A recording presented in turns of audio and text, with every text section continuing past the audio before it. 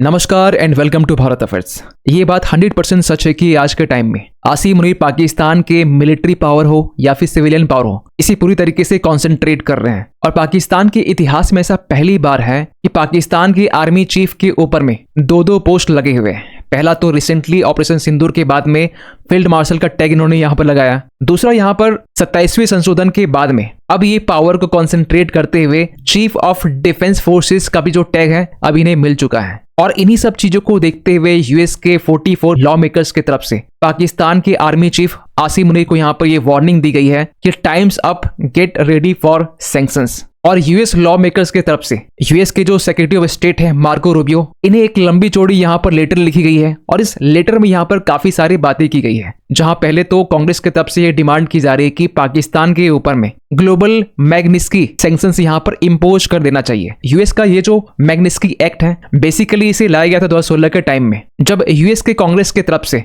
Global मैग्निस्की human rights accountability act इसे बनाया गया था। खासकर ऐसी फॉरेन ऑफिशियल्स जो वर्ल्ड वाइड ह्यूमन राइट्स को वॉलेट कर रहे हैं, करप्शंस में इन्वॉल्व है, अपने ही देश में पॉलिटिकल प्रोसिक्यूशन कर रहे हैं, इन सब चीजों को देखते हुए यहाँ पर यूएस ने मैग्निस्की एक्ट को लाया था। वैसे ओरिजिनली देखा जाए तो 2012 के टाइम में रशिया की तरफ से मैग्निस्की एक्ट को लाया गया था एक Russian tax lawyer Sergei Magnitsky के नाम से। लेकिन ये जो मैग्निस्की एक्ट है ये यूएस वाला है, जिसमें यहाँ पर कांग्रेस ये डिमांड कर रही है कि आसिम मुनीर के ऊपर में वीजा को बैन कर देना चाहिए, एसेट्स को फ्रीज कर देना चाहिए जो आज के टाइम में यूएस में है। और ये भी डिमांड की जा रही है साथ साथ में कि जो इमरान खान आज के टाइम में जेल में बंद है, इसे भी यहाँ पर रिलीज करनी चाहिए। क्योंकि ट्रम्प के आने के बाद में ये बातें भी निकल के आ रही थी कि हो सकता है कि जो इमरान खान जेल में बंद है 2023 के टाइम से, इसे रिलीज कर दिया जाएगा। लेकिन ऐसा कुछ हुआ नहीं। और इसी के साथ साथ यहाँ पर कांग्रेस की तरफ से मार्को रूबियो को यहाँ पर यह भी कहा गया है कि 17 दिसंबर तक में हमें यूएस गवर्नमेंट से रिस्पॉन्स चाहिए कि अब तक आसिम मुनीर के ऊपर में सैंक्शंस क्यों नहीं इंपोज किया गया।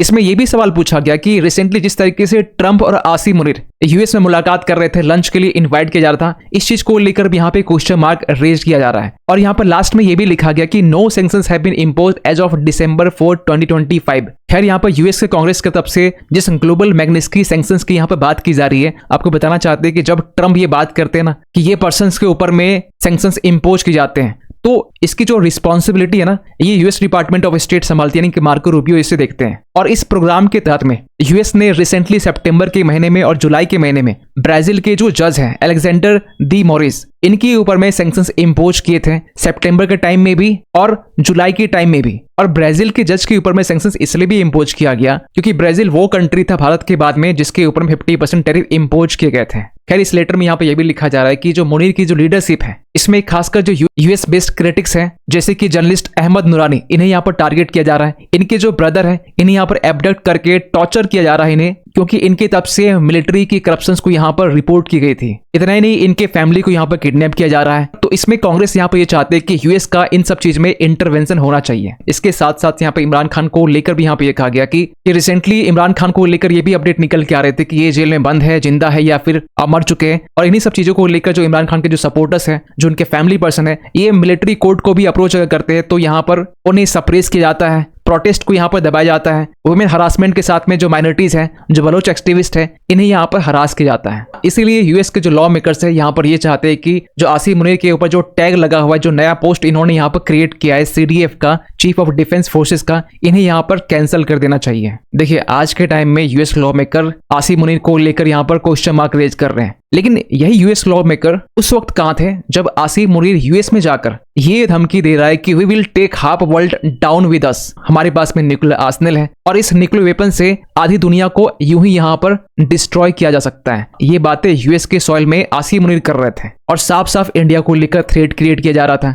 तो उस वक्त यहाँ पर यूएस के जो लॉ मेकर है, 44 लॉज मेकर, इनके लेटर उस वक्त secretary of state Marco Rubio के पास में क्यों नहीं गया। लेकिन ऐसा नहीं कि यूएस में ट्रम्प और आसिम मुनीर को लेकर किसी ने क्वेश्चन रेज नहीं किया। आपको बताना चाहते हैं कि यूएस के x pentagon official Michael Rubin, जिसके बारे में पहले भी हमने जिक्र किया कि ये बार बार यूएस और पाकिस्तान के बीच जो टाइज इंप्रूव हो रहे हैं इसको लेकर क्वेश्चन मार्क कर रहे हैं। इन्होंने यहाँ पर रिसेंटली ये कहा कि शुड अरेस्ट आसिम मुनीर को जितना जल्दी हो सके इसे अरेस्ट कर लेना चाहिए। इतना ही नहीं, इन्होंने यहाँ पर यह भी कहा कि यूएस को इंडिया से माफी मांगनी चाहिए ओवर इट्स एक्शन, जो रिसेंटली यहाँ पर टैरिफ इम्पोज करके और पाकिस्तान के साथ में टाइज को इंप्रूव करके भारत को जो टीज करने की कोशिश की है ना, इसको लेकर यूएस को यहाँ पर माफी मांगनी चाहिए। लेकिन ट्रम्प जब से प्रेसिडेंट बने हैं और खासकर ऑपरेशन सिंदूर के बाद में ट्रम्प के जो सुर चेंज हुए हैं, क्योंकि ऑपरेशन सिंदूर कि एक दिन पहले तक में ट्रम्प के जो मिनिस्टर्स है उनके तरफ से ये स्टेटमेंट आ रहे थे कि इंडिया पाकिस्तान अगर वॉर में इन्वॉल्व है तो इसमें यूएस का कोई भी बिजनेस इन्वॉल्व नहीं है। लेकिन सडनली यहाँ पर ट्रम्प सुर चेंज करते हैं और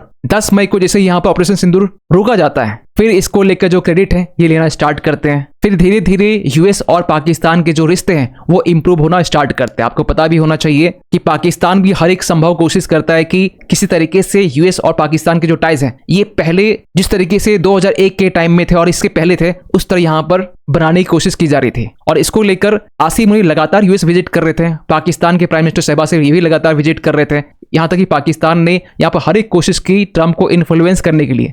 अपने क्रिटिकल मिनरल्स के सैंपल को यहाँ पर इन्होंने दिखाया। ट्रम्प के फैमिली बिजनेस क्रिप्टो करेंसीज में पाकिस्तान ने इन्वेस्ट भी किया और दूसरी तरफ ट्रम्प भी पाकिस्तान से अपने टाइज को इंप्रूव कर रहे थे। लेकिन ट्रम्प का पाकिस्तान से क्लोजनेस देखना, इसके पीछे दो रीजन थे कि किसी तरीके से ये जो मिडिल ईस्ट है ना इसे रीशेप करना चाहते थे, जहां अब्राहम अकॉर्ड में और भी मिडिल ईस्ट के नेशंस को यहां पर जोड़ना चाह रहे थे। दूसरा रीजन यहां पर था अफगानिस्तान को लेकर जो बगराम एयरबेस है इसे ट्रम्प फिर से यहां पर कंट्रोल एस्टैब्लिश करना चाहते थे। खैर यहां पर रिसेंटली जिस तरीके से यूएस लॉ मेकर ने आसिम मुनीर के बारे में यहां पर लिखा है ये बात 100% भी सच है, क्योंकि पाकिस्तान के 27वें संशोधन में काफी चेंजेस यहां पर किए गए हैं, जिसमें पहले तो यहां पर सीडीएफ के पोजीशंस को लेने के बाद में पाकिस्तान का जो नेशनल स्ट्रेटेजिक कमांड है न्यूक्लियर वेपन्स को लेकर इसे भी आज के टाइम में जो आसिम मुनीर है अब ये पूरी तरीके से कंट्रोल कर रहे हैं। और ये भी बातें की जा रही है कि आसिम मुनीर पाकिस्तान की जो आर्मी है इन्हें 7th सेंचुरी में ले गए हैं, क्योंकि 7th सेंचुरी के टाइम में जो टर्म्स यूज हुआ करता था फितना, उसके बाद में ख्वारिज, ऐसे वर्ड्स को यहाँ पर यूज करके आसिम मुनीर इस्लामिक हिस्ट्री को कहीं न कहीं रिवाइव करने की कोशिश कर रहे